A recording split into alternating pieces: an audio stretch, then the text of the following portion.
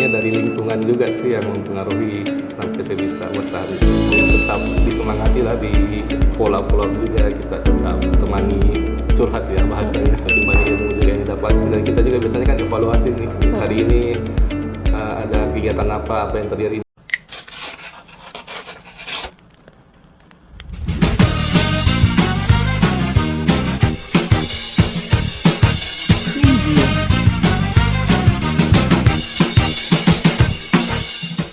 Hai, balik lagi bareng saya di sharing session Pinisi Property.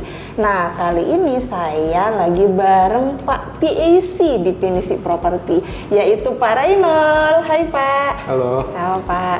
Nah Pak, thank you atas waktunya. Hari ini tuh Rini bakalan nanya banyak hal nih sama Pak Rainol. Nah, jadi biar di luar sana itu tahu tentang Pak Rainol.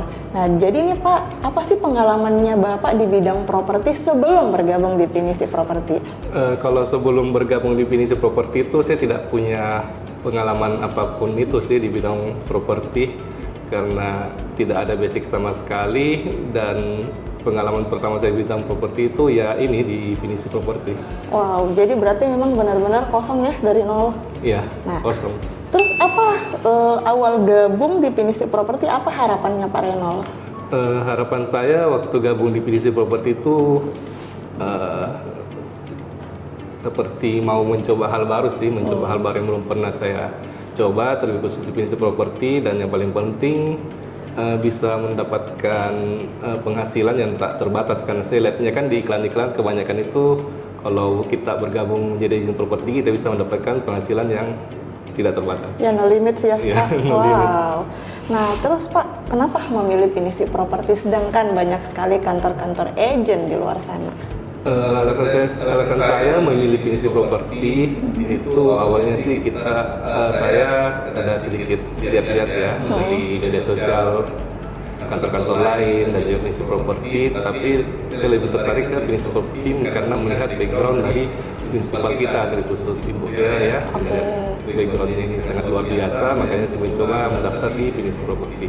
Berarti selain sudah stalking Pinisi, lihat juga nih prinsipalnya. Iya. Oke, Pak, jadi kan berapa lama sih Bapak bergabung di Pinisi dan baru akhirnya closing?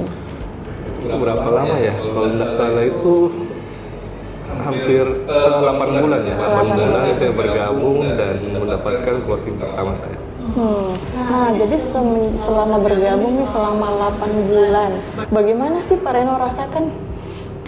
Yang jelas awalnya pasti berat ya, mencapai closing pertama itu kayak susah sekali sih, kok nggak closing ini sejalan 1 bulan, 2 bulan, 3 bulan, hampir menyerah ya bahasanya karena nggak sampai closing.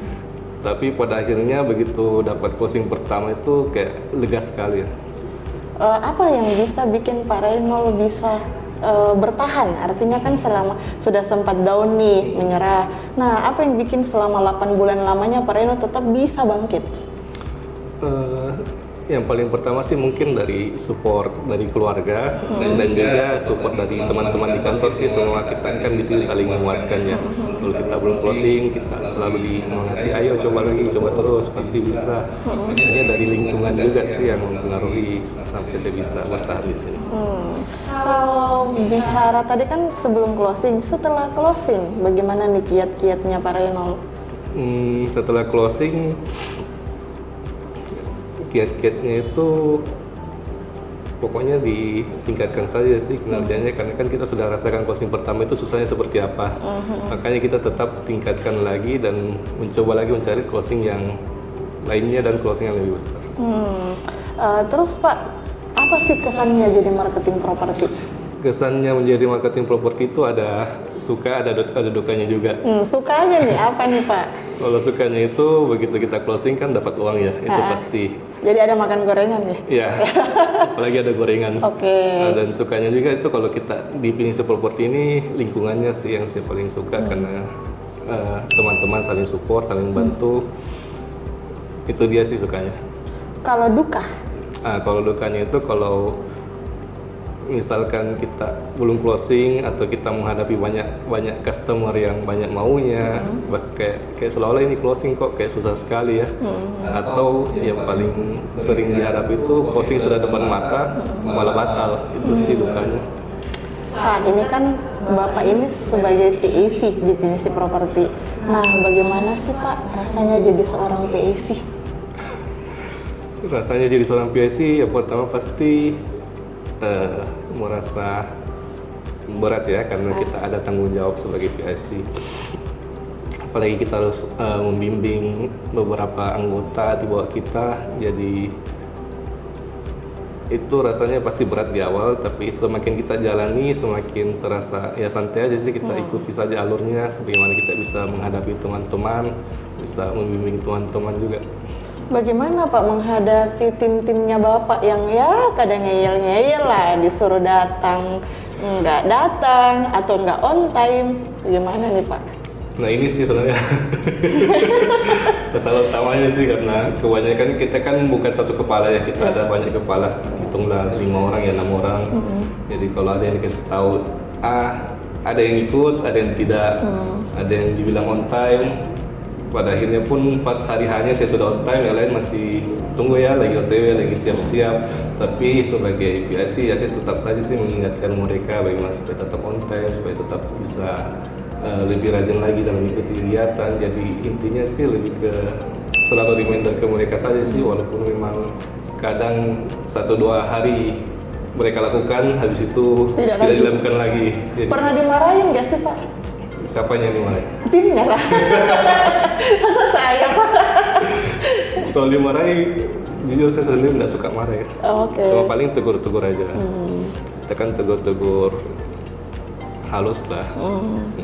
Pak, kan saya dengar Bapak bergabung di PINIS itu sebagai orang yang paling sabar sekali. Nah, bagaimana tiba-tiba jadi PAC yang sudah mulai gitu? Ya, menyesuaikan diri lah. Pada akhirnya kesabarannya sudah Kesabaran sudah hampir habis sih, tapi kita tahan sampai di ujung supaya jangan sampai kesabaran itu habis. Oke. Nah, terus Pak, Bapak ini kan selain menemani timnya Bapak untuk ya pergi viewing sampai bagaimana mereka bisa closing, berarti kan ada case by case yang Bapak hadapin. Mungkin lebih ke case pribadi Bapak dulu nih menghadapi klien. Nah, bagaimana sih Pak menghandle klien yang punya banyak mau gitu? Kalau menghandle klien punya banyak mau sih pasti ada ya. Misal kita sudah nego, sudah dapat deal harga, terus tiba-tiba banyak maunya lagi, minta tambah ini, tambah itu. Nah, yang pertama sih kita tetap iakan saja sih, kita iakan dan kita usahakan.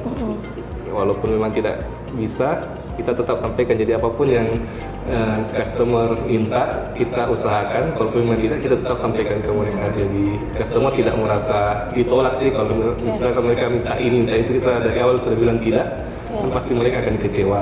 Setidaknya kita sudah usahakan, walaupun memang tidak, jadi pun mereka tidak akan kecewa kan. Kita sudah memberikan pelayanan yang maksimal. Betul. Berarti Pak Reno tetap menerima dulu ya, menampung permintaannya user. Nanti setelah itu baru Pak Reno coba lobby ke pihak yang kedua ya. Iya. Nah, terus Pak, kan ini bicara dengan klien ya. Kalau bicara tentang timnya Bapak yang mungkin dapat klien-klien yang di PHP, nah mungkin bisa saja kan timnya Bapak down. Apa sih yang Pak Reno lakukan untuk bisa bikin semangatnya timnya Bapak itu ya balik lagi lah?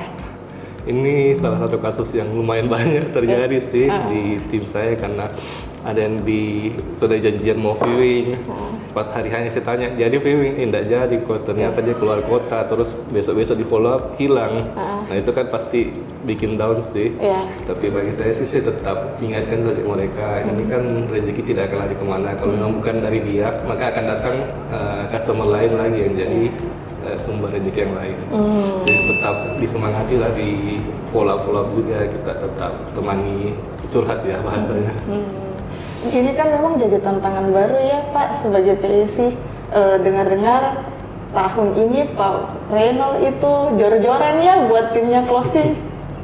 Gimana perasaannya Pak akhirnya target ya tahun ini jadi jor-joran closing timnya? Senang sekali sih, apalagi di tahun lalu kan kita sebenarnya agak susah ya mau cari closing di tim saya, apalagi di barang primary. Tapi di tahun ini pokoknya kita tetap maksimalkan sih. Kalau misalkan ada teman-teman minta ajak viewing, saya tetap temani. Kalau misalkan teman-teman tanya solusi, kok ini bagaimana, kita tetap kasih solusi.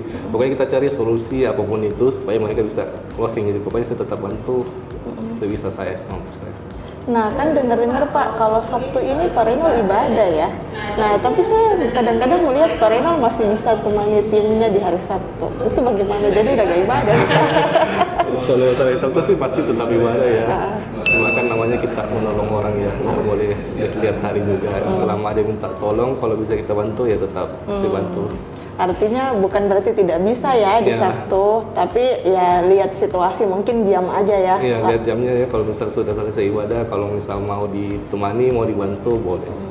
Pak, kan tadi Pak Renol bilang waktu Pak Renol bergabung di Pinisi, Pak Renol itu kosong ya, tidak tahu tentang dunia properti. Nah, apakah selama Bapak bergabung, Bapak itu dibekali ilmu-ilmu dari Pinisi?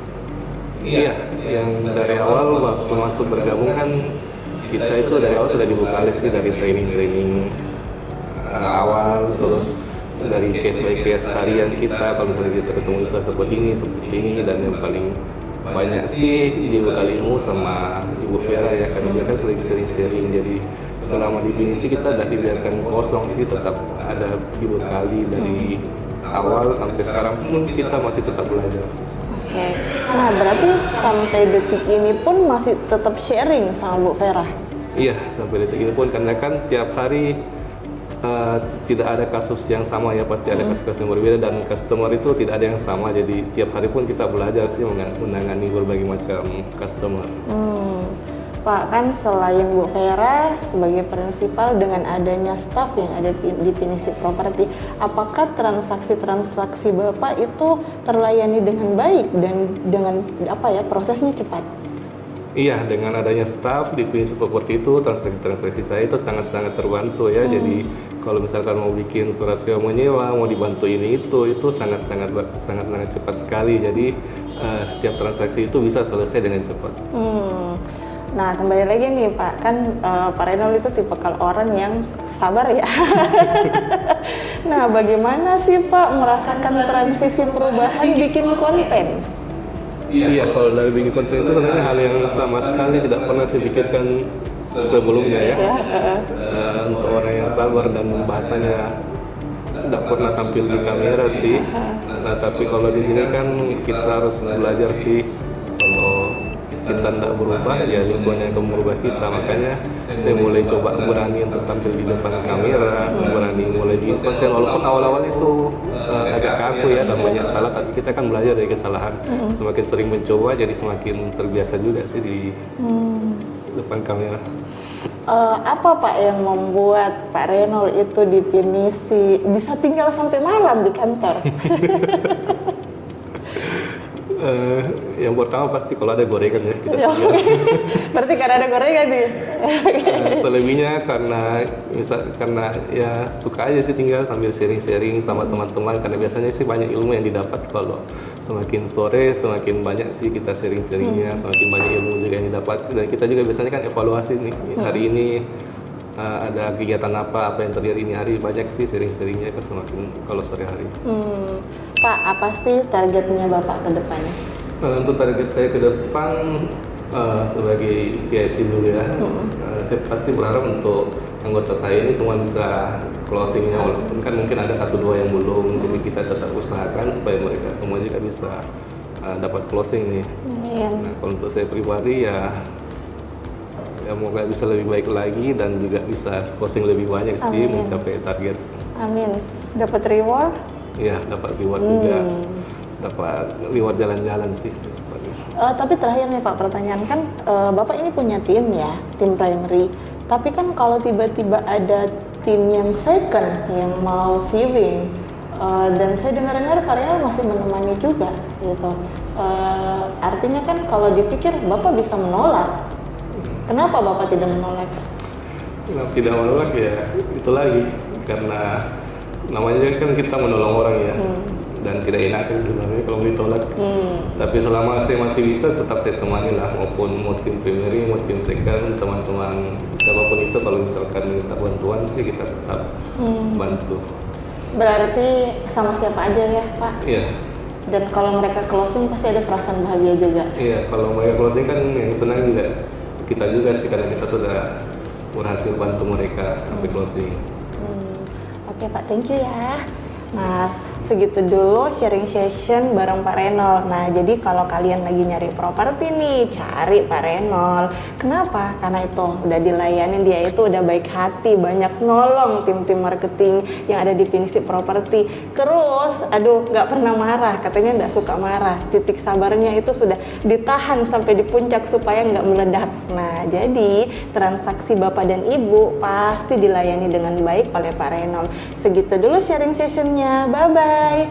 Thank you, Pak.